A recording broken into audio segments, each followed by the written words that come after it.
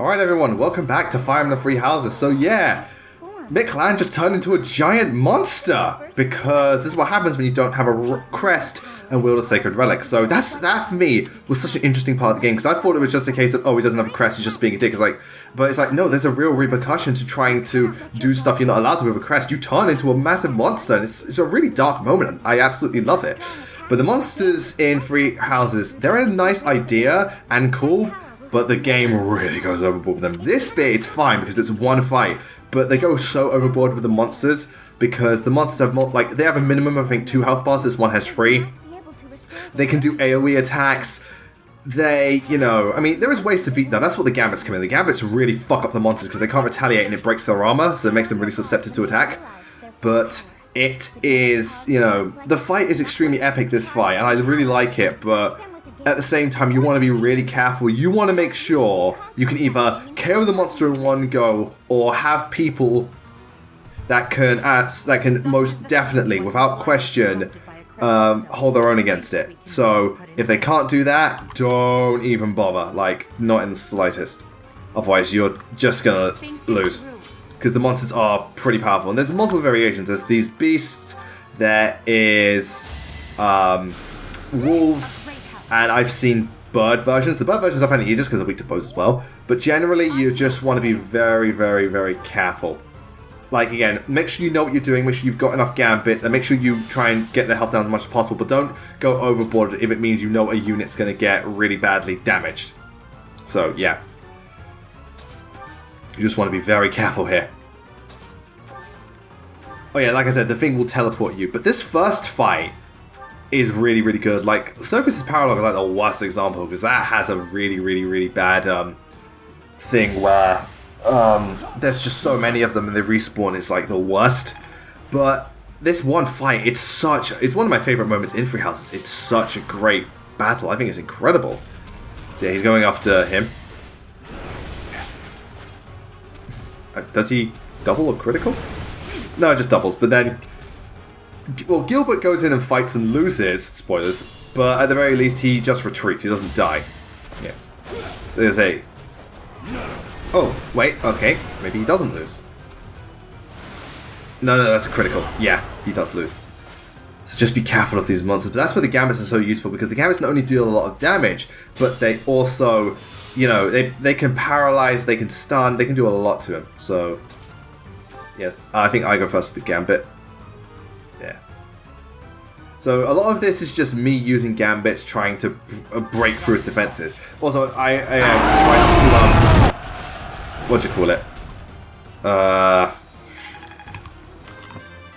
try not to, try to make sure you use a Gambit that is definitely going to hit. You don't want to risk absolutely just screwing yourself over.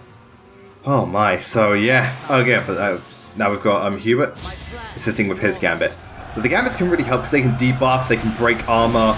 That's the key. If you break their armor, that really, really helps. Because also, if they're stunned, you can attack them freely and they won't retaliate. Also, if you do attack them with a Gambit or anything, they will aggro towards you. So be careful. So yeah, as you can see with Petra, she's, because she can attack freely and... Oh, there you go. That, as they say, is that. Oh boy. Oh yeah, every time you defeat a health bar, that's essentially beating a boss, so it's basically a free XP gain, for the most part.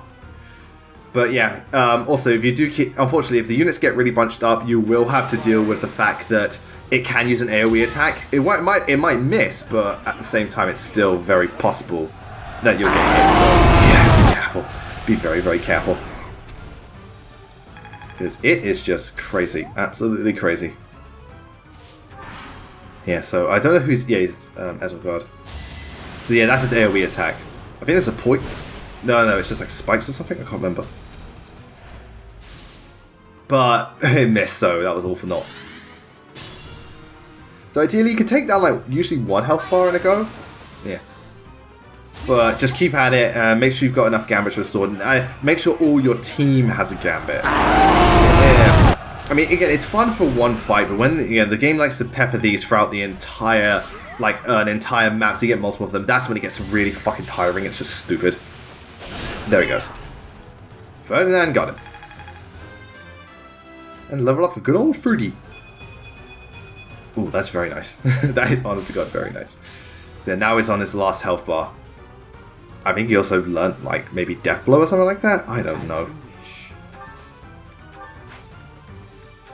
Yeah, that's a nice one. Ooh, big Gambit boost. Yeah, that's another thing, again, if you have everyone paired up, you can get some real nice Gambit boosts. So, take advantage of that whenever possible. But again, this is one of the things I love about Free Houses. Because of these monsters, this becomes a team effort, and I love it. It's so, for me, it's so much fun to just go nuts against the monsters with the entire team and watch them destroy them. It's really, really awesome. And there goes Bunny. Because again, he was stunned, and she's also got +5 damage, so she's doing even more. So that's really, really good. And here goes Sword of the Creator. Yeah, I just really wanted to get him down, so I used Wrath Strike Sword of the Creator. And there he goes. And I get level up. Don't get used to me using the Sword of the Creator often, because I don't. If anything, he uses bows more often than not. But it's a very tragic end for him. Because again, he was a victim of his birth. Yeah. The beast is gone, yet Miklan and the lance remain. Yeah. It is done. Let's retrieve the lance and depart at once. So obviously, he's dead, it's just, you know, his body remains. Took me 23 turns, you know, most of that, yeah, like 18 of those turns with me getting around the damn place. Oh well. Didn't expect Ferdinand. I thought it'd be maybe Dorothy or Edelgard, but okay. Ferdinand it is. Mr. Ferdinand von Eyre. Man, his form was changed. Yeah, and again, this makes it interesting to see how, like, these crests work and, like, what the, why they are the way they are in these legendary weapons. It's like, they seem, it's in hindsight, it's actually really, really awful that these weapons will destroy you if you just happen to wield them. So I reckon it's, again, I reckon it's over a certain period of time, obviously, because he was holding it for a while. He didn't just get rid of it, you know, he didn't just turn the moment he touched it, yeah. I have already heard Gilbert's report about what happened. So maybe Ray can enlighten us or something like that. See to it that you keep what transpired at the tower. Please do not tweet about this. I really wouldn't want people to know. It's like, if you don't have a crest and you wield a legendary relic, you turn into a monster. Say what? Someone just transforms. Would fall into chaos. But at the same time, it's kind of, yeah, if people don't know, you're kind of fucking them over. Because again, they might go to desperate measures, or they might want to just hold a relic because they really admire the idea of doing so. But at the same time, it's like, you know, maybe that's why they're so protected still. I think they should let people know. Then again, people will be really resentful towards the crest wielders. So yeah. Foolish enough to use a hero's relic, even though they were unworthy and unqualified. Imagine if the same thing happened to Mjolnir. Every time they tried to lift it in not Endgame, in Age of Ultron, they just died. Or turned into a monster. That is why we rushed to recover it. Sadly, we did not arrive in time. Well, we did get it back. Church will formally return the lance to House Gautier. Yeah. You have my gratitude. I can see that I was right to trust you with this. Yeah, I think you can hold on to the lance or give it back. I don't remember. I know people can say, did you hold on to the lance? I think I did. I don't remember giving it back. But anyway, yeah, that's, as they say, is that. But again, it shows a really dark side to Fodlan and just the world of Free Houses. I assume the Archbishop was pleased with your performance. Did you return the Lance of Ruin? I don't know. Did I? I can't remember. I did. Okay, apparently I did. I keep thinking about what Gilbert told us. Yeah, I didn't know that you could keep it, but yeah. Oh well. Oh, I done goofed. Miklan was discarded by his. I mean, I don't know what this is going to do in the grand scheme of things, but I'll find out. This is a blind playthrough. Will I do this post-commentary? Shut up. And gathered enough ruffians to capture a. Because I thought it was just a case of did you give it back in terms of like story, like just like oh you just say yes or no. I didn't realize that you actually made a difference. It's true that a crest can again, that's all part of the blind playthrough. And allow you to wield obviously, Edelgard, well, for reasons we'll find out in the spot, she really doesn't like the idea of crest. Because it makes sense. Again, it does make sense. The crests just allow you to increase your abilities, but, you know, at the same time, this shouldn't, you know, crests are blessings from the goddess. They shouldn't be held in higher regard just because they have one. If they can prove themselves with a crest, yeah, that's great. But if they just have one, that, you know, that doesn't mean shit. Well, at least to me it doesn't. It's not about, again, the crest itself is meaningless. It's what you do with the crest that matters. We elevate and allow to rule. Have you ever wondered if the only way to create a truly free world is to dispense with the goddess and the crests. But yeah, as you can see, Edelgard's idea, if you don't have, like, a goddess who dictates what is good and bad, and you don't have crests which have an obvious power ceiling, everything's equal, it's a more balanced world and so on. Question whether you revealed too much to the professor. Perhaps Did you know? I did. Did you know about the two pathways? Our teacher possesses a rare talent, the ability to wield. I mean, everyone knows about the two pathways at this point. I was warned here beforehand, but even then, even if I was, I probably would have been like, I probably should My save power twice. alone Yeah. is insufficient. That's why I'm borrowing power from those people. If our teacher can wield it in my stead, I believe that would be for the best. I like how Edelgard is a realist. She's not like, I am the sole one, I'm going to do this all by myself. It's like, no, I need help with this, so I'm going to get as much help as I like, and I am not shy about doing so. Again, I like Edelgard. She's ambitious, but she's realistic. She's not just like, oh, I've got to do this all myself. Oh, I can do this alone. It's like, no, I can't do this alone. That's why I need everyone, for God's sake. Is my own ambition. My path won't be Exactly. If it's just your ambition, yeah. Reach out my hand, Father. It's not easy because of Edelgard's position. She's only got one chance, so it's like, I don't want to fuck this up. I'm going to have to, use my resources as best as possible. Because again, it makes sense. Edelgard's a realist. And I like that about her. It's cool, as they say. Professor, you have done well to complete such a difficult task. It wasn't difficult so much as Shown tedious, that's the exceptional thing. skill in leading your students. I am forever grateful for the safe return of the hero's relic. Yeah, well, I want to keep the damn Just thing. as I expected, you have mastered the sword of the Creator. This is the thing, they say mastered the sword of the creator. Look, I can wield it. I have not mastered it. Like, yeah, oh right, Flame's gone missing. Flame is missing. Oh yeah, this one. Yeah, this next bit's going to be interesting when we search for Flame, because technically you can find her early, but I chose not to just because I want to do everything as possible in the monster. It's like, you left me for a month. Yeah, but one of the Calm XP. yourself, Sedith. Professor, we shall continue our discussion another time. So yeah, Flame's gone missing. Where has she gone? She went to find heroes.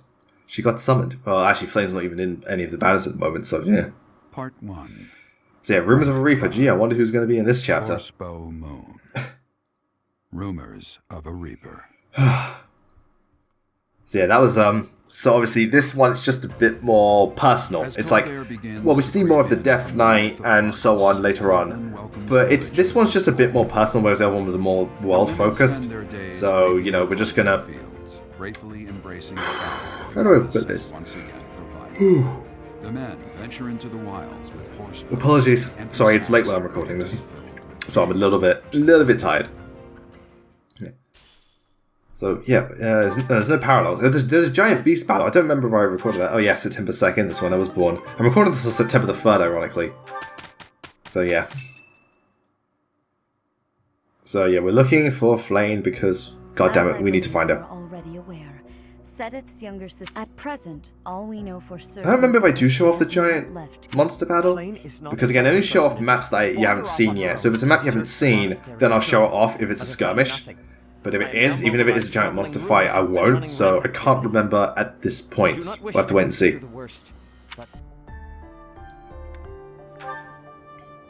There are rumors of someone prowling the streets and attacking innocents night after night. Well, again, The that's Knights news to have me. Investigated the matter.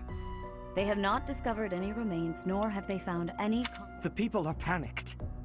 They all insist someone called the Death Knight is coming to claim their souls with his blade.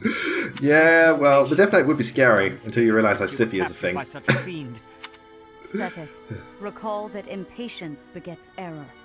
Please do. I think of. I mean, your he's sister as rightfully valued worried, friend. considering his relationship with Flame. You have my. Again, when you find out, like, when you see his and Flame's paralogue, it all makes sense in the end. Yeah. Your mission for this month is to help find Flame. Found her. The Knights She was have hiding in the come, cupboard this entire time. She was so just I playing hide and ask that seek. you And she's focus your really, really good at efforts it, on while searching Seth the was monastery. really, really bad. We do not have time to waste. I like that when she says, we do not have time to waste.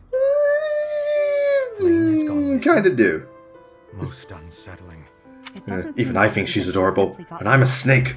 I'll Girl. help in any way that I can. So, our mission this month is to find her? Well then, let us hurry and locate her before Yeah, anyone everyone else. after the little one. Bless her I soul. hope Flame is okay. What would happen if... Oh. You can't think like that, Byrne. Sedith would have a heart attack if he heard you. Yeah. I've heard He that would, she though. has a crest. But I suppose for this Yeah, it's one, like, that is dude, irrelevant. when and where, Start dude? by When gathering and, when information. and where? This is not the Someone time. must have seen Flame recently. Right. If we work together, I'm certain we'll find her.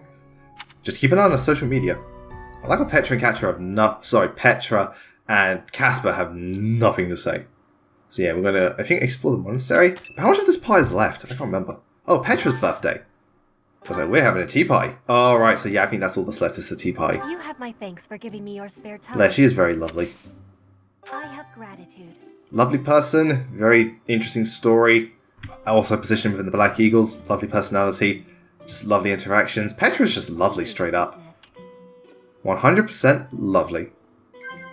Again, if I wasn't going for Dorothea, it would probably be Petra. Like, I like Edelgard, but Edelgard's not someone I'd want to be romantic with. So, you know, Petra I would be, though. Because Edelgard, again, to me, again, she's a really interesting character, but she's not the most... And it makes sense, I'm not bashing her, she's not the most warm person or, like, you know, friendly person, whereas Petra is quite warm and friendly.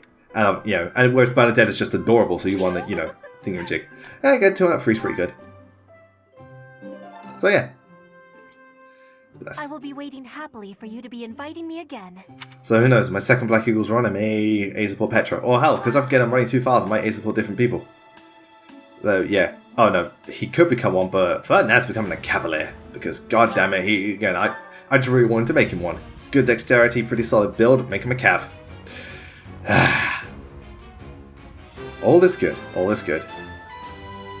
God, I miss when it was easy to promote into classes. I'm just really, really fucking struggling. But anyway, so thank you very much for tuning in, ladies and gentlemen. That's the end of this part. When we come back, I don't know exactly what the next part's going to be, but basically we're going to be looking for Flame, but obviously there'll be stuff in the downtime, might show off some of the sub-chapters, probably see more reclassing, more support. But anyway, we're off to find Flame and take on the Death Knight. Until then, thank you all so much for watching. We'll see you next time. Take care, and have a wonderful day, everyone.